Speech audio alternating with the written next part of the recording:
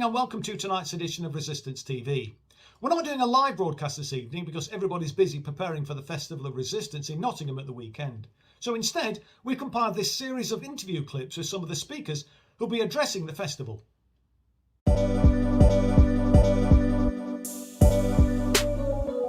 Thanks for agreeing to speak at the Festival of Resistance, Kareem. Can you just sort of say why you've agreed to speak at the Festival of Resistance? Well, firstly, what we have seen over the past few years of the Jeremy Corbyn leadership of the Labour Party is an attritional cleansing of the party of the people who are most likely to have supported him in the pivotal and critical moments.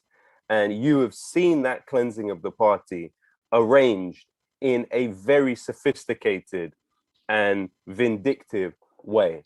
And so what that has meant is that this party increased its membership to over 500,000 people in a really unprecedented way because of this leadership. You had the PLP completely out of step with what the leadership wanted, but the membership in step with what the leadership wanted, and in fact pushing the leadership even further. So what had to happen was this assertion of power against the membership had to take place. And so those of us who were supportive of Corbyn, who are supportive of a pro-people way of arranging society, who are supportive of reallocating public funds in the direction of socially useful causes, have now found ourselves on that periphery again of the parameters of political possibility. What we need to engage with is a long-term political education program whereby we can build this movement really outside of the existing political process and get as many people involved as possible, get young people involved, get people from all walks of life that are really just left to the side of the political system, and build a serious political program. Now, the step to doing that is things like the Resist Festival. Obviously, a great injustice has been done to you, Chris, and to many, many others. You know, there are many others who are in far less visible positions than yourself or myself or others who are going to be speaking on this panel, who have been absolutely dragged through really traumatic situations, literally because they believe in a more equal society. That's been the only reason that this has happened to so many people and on such a level. And so what we have to do is we have to band together and collectivize as much as possible. And this festival is definitely a route through which we can do that. One of the things that you're going to be focusing on at the Festival of Resistance is the need to resist imperialism. Can you just say a bit about why you think it's important that we resist imperialism? Well, I think our understanding of the way the power structure that Britain is a part of imposes itself upon the rest of the world is largely shaped by forces that are trying to reconfigure it as a form of sort of noble intentioned incompetence. So what you'll have is, rather than understanding the occupation of Iraq in 2003 as a corporate looting bonanza, which led to billions really being instantly siphoned off into US corporations close to the US government, in some cases even with members of George Bush's administration on the boards of them, corporations close to the British government also instantly getting no bid contracts that they even in some cases didn't even end up working on. Instead of understanding war as a transfer of funds towards the already richest in the society, and even looking at, for example, something like Abu Ghraib, we look at the torture that took place there, and we instinctively are horrified by it.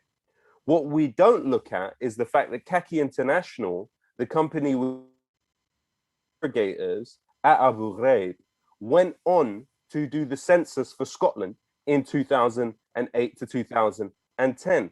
what we don't look at is that Lockheed Martin, the very company that has interrogators at Guantanamo Bay, the very company that actually increased its value by 1,200% throughout the war on terror, a war which increased deaths from terrorism by over 4,000%.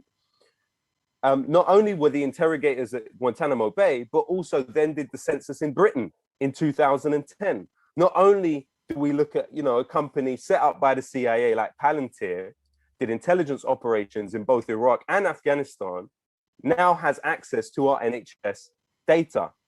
We do not understand the relationship between us and the imperial reaches as a laboratory to application type of relationship, because these organizations are so successfully invisibilized and in some cases sanitized by our existing media. And so what you have is the remixing of the Iraq war, rather than being a sort of corporate laboratory of unregulated commercial activity with an incoherent social contract. It's understood, or it's sort of remixed by these, this series like Once Upon a Time in Iraq by the BBC, as essentially noble intentioned incompetence, rather than understanding it as an economic arrangement. We understand it as noble intentioned incompetence, because that is what is pushed forward by our media in this country.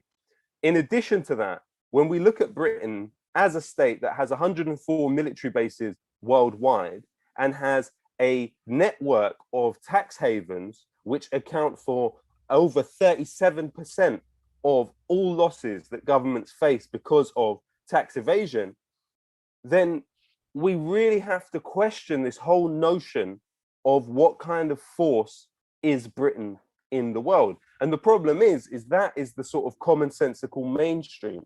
Of course, Britain's a force for good in the world.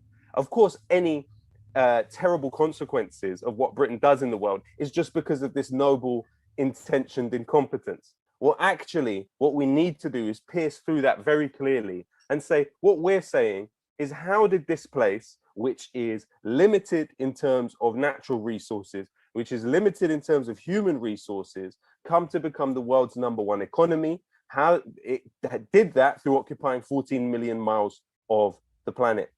And today we are returning to a more natural equilibrium economically of world power. Now that's going to be something when Britain falls out of the top 10 largest economies, the 20 fastest growing economies, none of them are in Europe, several of them are former British colonies.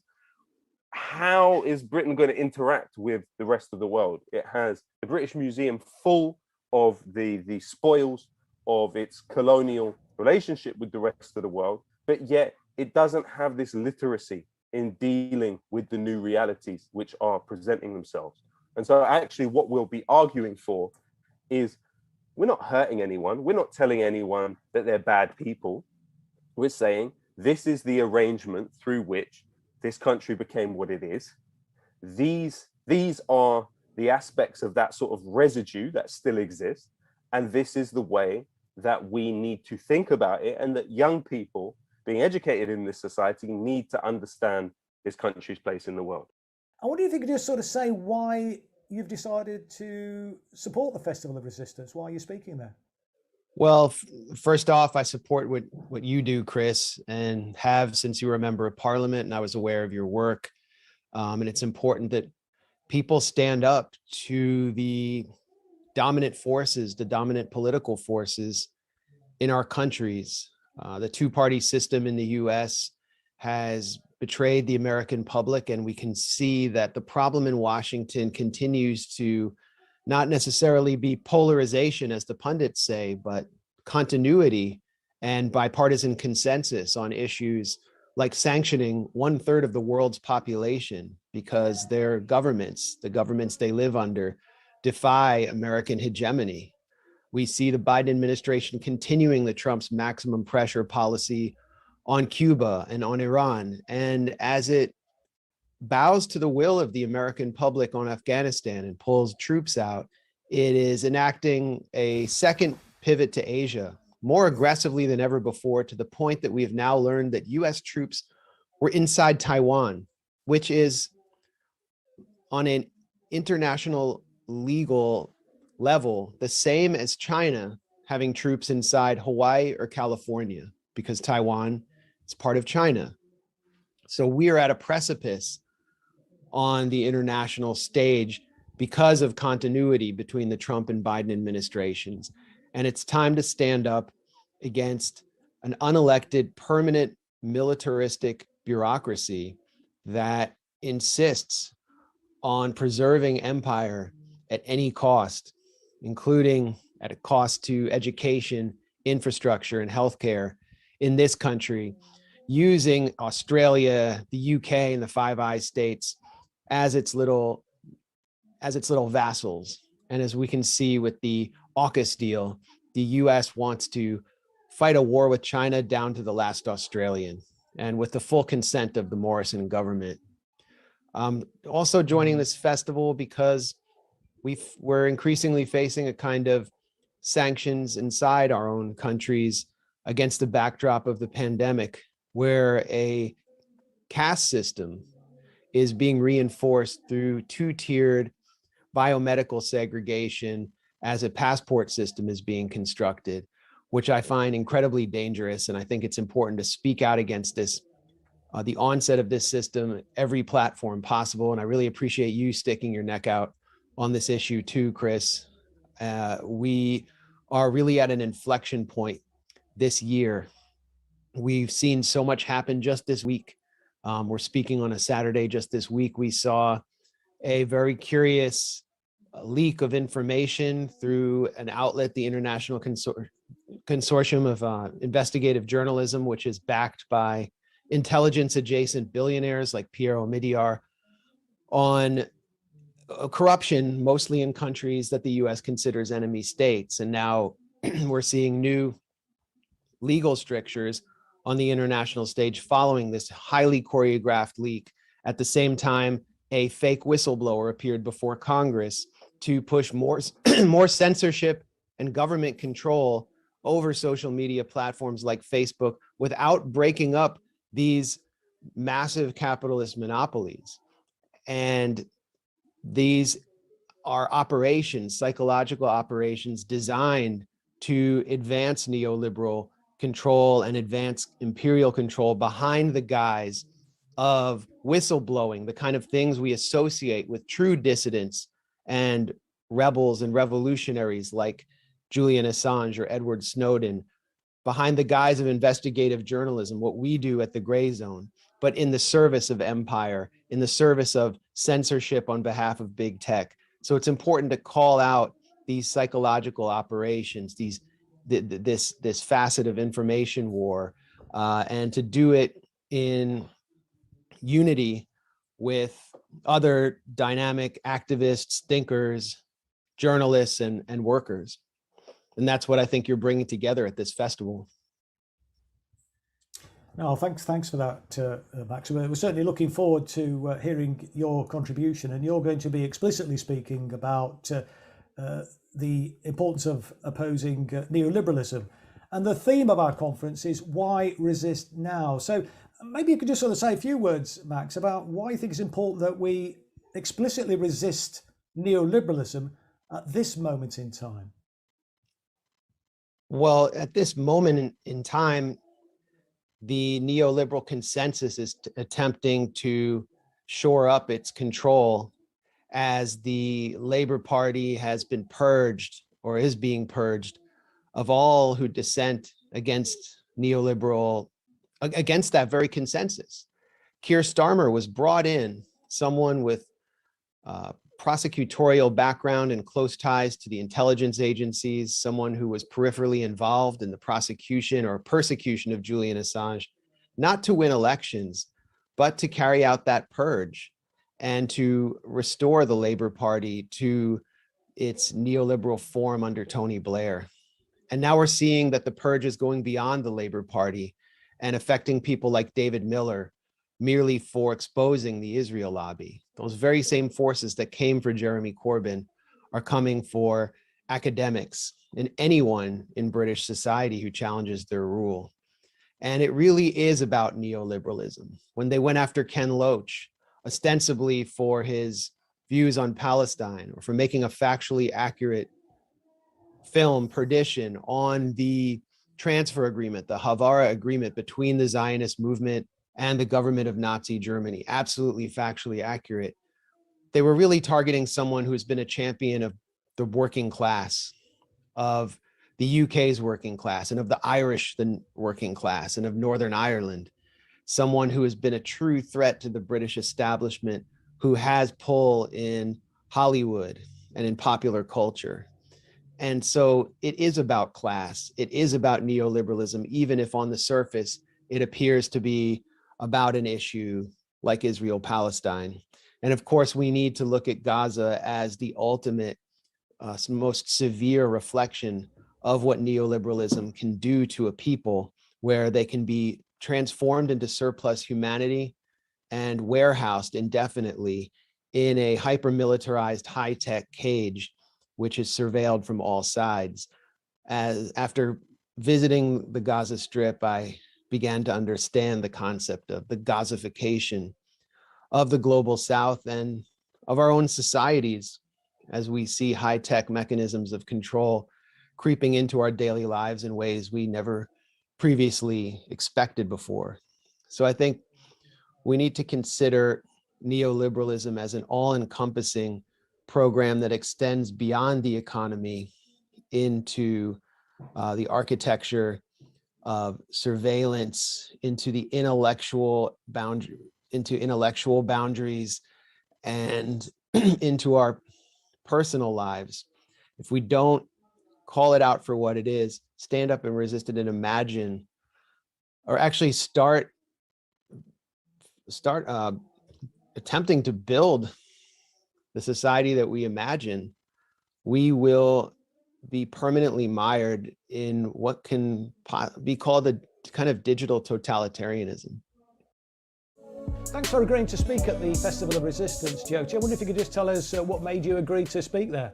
Hi, Chris. Yeah, well, really, I think now with the collapse of Project Corbyn, it's really the time for the left to finally and properly come together in one organisation, in united action, to offer to the working class a real alternative to the status quo. And you're speaking on the or at the workshop resisting the drumbeats to war. Why do you think it's important that we gang together, as it were, gather together to challenge this drive towards war with the AUKUS deal and the various other imperialist projects that the government seems to be getting involved with? I think firstly, we need to be organised in raising the alarm amongst working people that this drive to war is serious, and that the war that our imperialists are driving towards is going to be a huge war and potentially a world war with big powers like Russia and China. Number one, they don't threaten us in any way, despite all the propaganda trying to make us think that they do. And number two, they are in a very good position to fight back. This won't be a war that's confined to small territories far away and other populations in the way that recent wars have been. This is a war that will definitely impact the British people directly. And we need to know that if we want to stop the war, we have to get together and organise collectively and refuse to cooperate. It can be done. It has been done before, but it takes a mass movement of non-cooperation to do it. And finally, are you confident that we will prevail? I'm confident that it can be done. Whether it will be done in time to stop the drive to war really depends on us and the work that we do now. My area of interest is the NHS. As a GP working in the National Health Service, over the last decade, I've become aware of the assault against the NHS. You know, you can't not notice now the NHS struggling, getting an appointment for the GP, waiting times are going up. Yet there's hardly any discussion on mainstream media. And I endured the Labour Party conference. I made a special point of listening to Keir Starmer and John Ashworth, and they said absolutely nothing that alerts the public to the threat that's just round the corner, particularly with the health and care bill that's in Parliament at the moment. So why do you think the Festival of Resistance then is an important forum to join in with the discussion on these issues? Well, there's many great speakers, and I'm proud to be invited along to speak. I think this is one of the few forums there are there that is willing and brave enough to shout these very important truths and let the public become aware of what's going on. Because unfortunately, as I say, the political consensus is to allow the privatization to take place. The media aren't reporting it, and the Resistance Festival is a great outlet for getting this across to the public. So why do you say it's important then to resist NHS privatisation at this time? I mean, the theme of this conference is why resist now. So why are you saying we should resist the NHS privatisation at this moment in time? Well, the model the government are pushing us towards is the American model, which is going to be twice as expensive, either through taxation or personal cost, because people will have to take out private insurance to replace those services that are no longer covered by the NHS. The system will be endemically fraudulent. We know that from looking across the pond, that the American system is endemically fraudulent. There will be financial incentives to maximize profit through the denial of care. And the professions will be working in a corporate tyranny. They won't be able to put the patient's needs first. They have to put the corporate interest first. And that is morally damaging to doctors and nurses who have to work in such a system. So the victims will be the patients, clearly. The taxpayer will be ripped off, and the people working to try and deliver the care will also be victims of this outrageous betrayal of the public interest. Do you think it's possible to stop this privatisation juggernaut? Well, you have to believe it is possible. Hope is there to give us the motivation to continue fighting. But I believe if there's a significant mass of public awareness, then we can stop this. It's the lack of awareness, it's the imposed silence and ignorance that our politicians and media, unfortunately, have been guilty of. If we can shatter and shed light into that darkness, then we have a chance.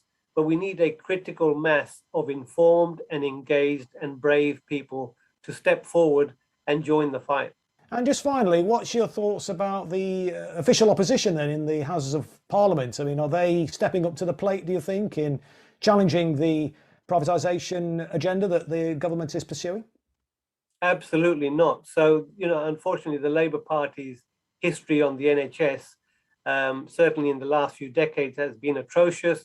There was a short window of hope when Jeremy Corbyn was in leadership position.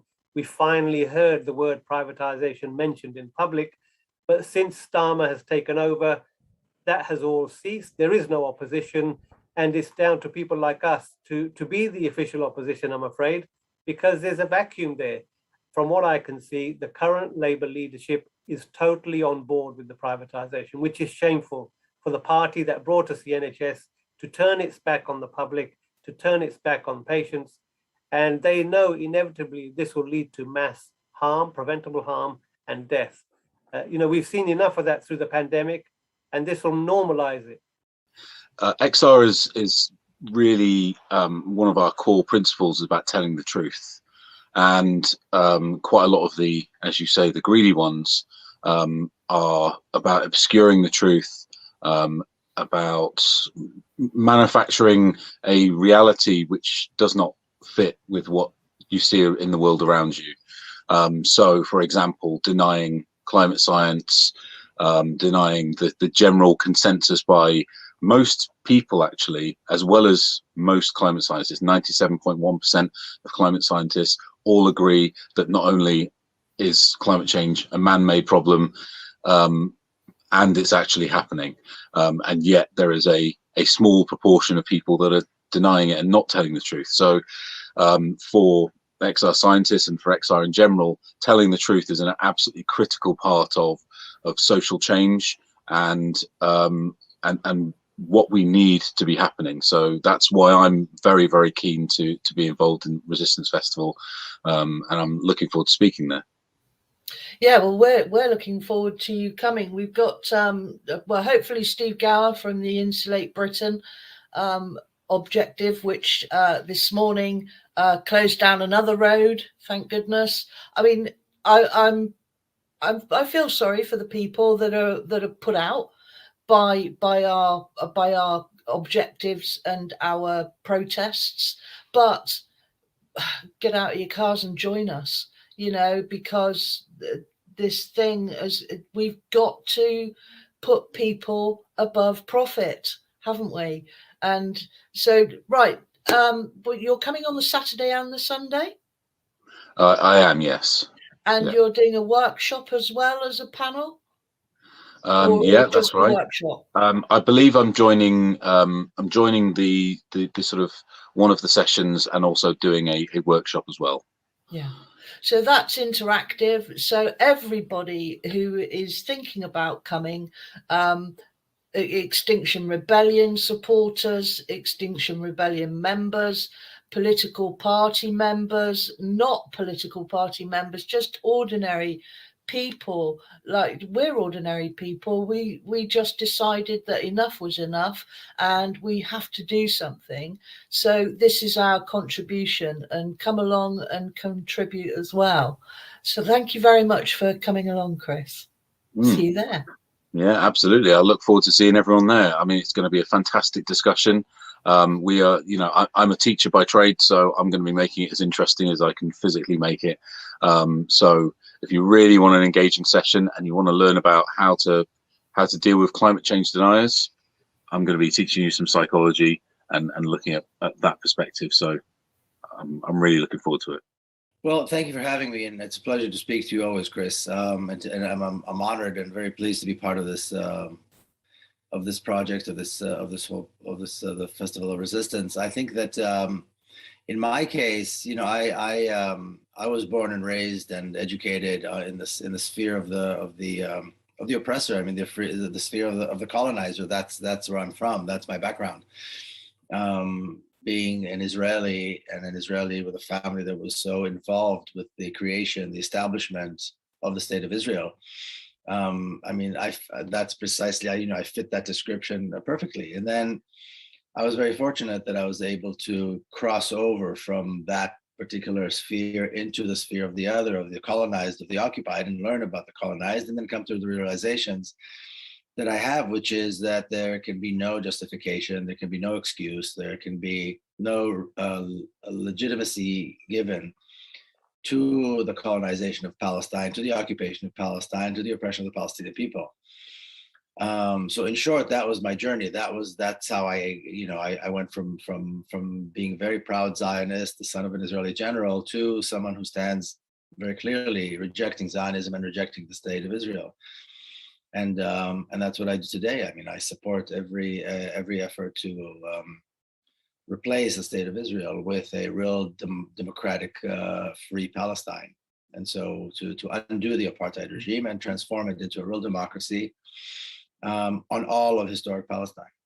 Well, listen, we're delighted that you have agreed to speak at the Festival of Resistance, and I'm sure people will be interested to know why you've agreed actually to participate in this festival in Nottingham on the 16th and 17th of October. Perhaps you could just maybe set out what it was that made you agree to our invitation to speak there. Well, first of all, I have a great admiration for you and your work. And so when you approached me with something like this, that was very clear to me that I was going to say yes. I think your background, your work, your efforts, your entire history is something that's admirable. And so I'm very pleased and very proud that you approached me. I think that because I was in the UK over the last few years as the vicious campaign by the Zionists against you and others, and against Jeremy Corbyn, of course, I saw it happening, and it was very clear that this was a Zionist strategy. The whole idea of the witch hunt, the whole idea of targeting people of conscience within the Labour Party, people of conscience, people who stand up and speak for Palestine, and not only Palestine, of course, because you do other things. You speak for other issues, as did Jeremy Corbyn and others. And so to stand up and to talk about that and to resist that and to stand up against this, it was a very powerful, and continues to be a very, very powerful strategy, a very, very vicious campaign. Sadly, we saw that they had a great deal of victories. In other words, it was a successful campaign, and they've taken pride in the fact they had a hand, they meaning the Zionists, the state of Israel, had a hand in what has happened to the Labour Party and the defeat of Jeremy and yourself. And so I'm very pleased to be part of this, to stand up and speak to that. Well, we're pleased to have you, Miko, and I know that you're going to be speaking explicitly about the importance of resisting witch hunts. We have a wide-ranging number of topics that we'll be dealing with, and the theme of the weekend, the theme of the festival, is why resist now. And as you know, Miko, the witch hunt has extended well beyond the Labour Party now. Academics are being targeted up and down the country. A highly respected academic, for example, in the form of Professor David Miller, has just been fired from Bristol University, even though an independent inquiry found that he hadn't contravened the equalities legislation, that he hadn't said anything that was remotely anti-Semitic. And yet Bristol University, because of pressure from the Zionist lobby, from parliamentarians, from a range of different powerful vested interests, they took the cowardly view to say that they were going to fire David on the basis that he hadn't reached or maintained the standards required by Bristol University. So I wonder whether you could maybe just say, for those watching this video, Miko, why you think it's important that we make a stand now against witch hunts. Why resist witch hunts at this moment in time? Well, again, I think, you know, you as an example, again, you've been standing up against this witch hunt for a very long time. It's not starting right now. But the need to stand up is because there is no status quo. In other words, the Zionists are viciously and brutally moving forward with their campaign of smear against good people who dare to stand up against Zionism and dare to stand up for Palestinian rights. And the longer we wait, the more difficult it's going to be, because they are gaining more and more victories. And so to stand up clearly, as you have done, and all the people that you've invited and are going to be part of this event, is crucial. I mean, we need to take a stance. We need to tell people that this is wrong. We need to explain to people why this is wrong. We need to be out there speaking and resisting this vicious campaign, this very, very vicious strategy that the Zionists have put in place. But the main thrust has got to be on prioritizing independent alternative media and deprioritizing the billionaire corporate media. So everything that we do, or most things that we do, should now be focused on enlarging the independent alternative media. Because if we don't, it would die off gradually or radically quickly, but it will die off. So ultimately, the things we need to do are, number one, and I'm going to go straight to it here, number one is funding. We need people to ultimately dig deep into their pockets and to stop giving their money to the corporate media and start to give it to the independent media, to make them sustainable, to keep them around longer. There's so many people who work in independent media who are doing it almost entirely voluntarily because the resources aren't coming in. And it's extremely difficult. We don't know whether we're going to be there from 1 year to the next. So the only way we can do that is to have people come forward, step forward and say, yeah, I'll give you £2 a month, I'll give you £5 a month, or whatever, or scattering it around to different places, to different independent media. But it has to be done. It is so important. The second thing we need to do is to volunteer time. If we have 2 or 3 hours a week, please step forward again and just, with your skill set, say, this is what I can do. And contact, a local independent media or an independent media you particularly like, or one that fits more closely with, as I say, with your own skill set. But please, the more people that can come forward, the more things that can be done.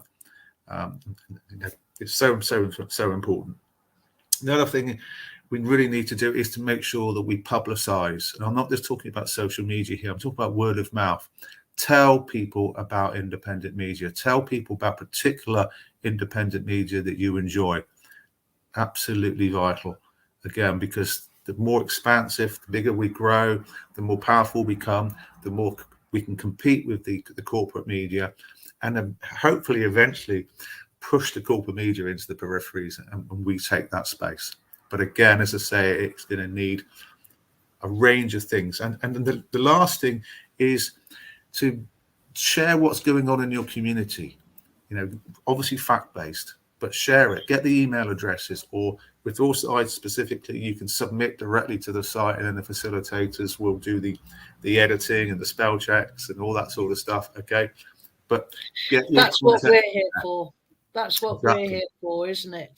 To make sure that people's, it doesn't matter if you can't spell properly, it doesn't matter if you don't know how to put your story. That's what we're here for, isn't it? Yeah, exactly. And please, you know, if you're already comfortable with all these things, you know, the grammar, the punctuation, etc. But you know, if you know there's people around you who aren't, please reassure them. I mean, we need the cross section in terms of ages. It can't just be sort of, you know, the middle-aged to the elder people who step forward. It must be young people of the future. So let's get them involved as well. Let's feel that they're part of this. And then the independent media will be around for a long, long time. Otherwise, no, it won't be. Brilliant. Thank you so much, folks. Really appreciate this. Thanks for watching. Hope you enjoyed those clips, and good night.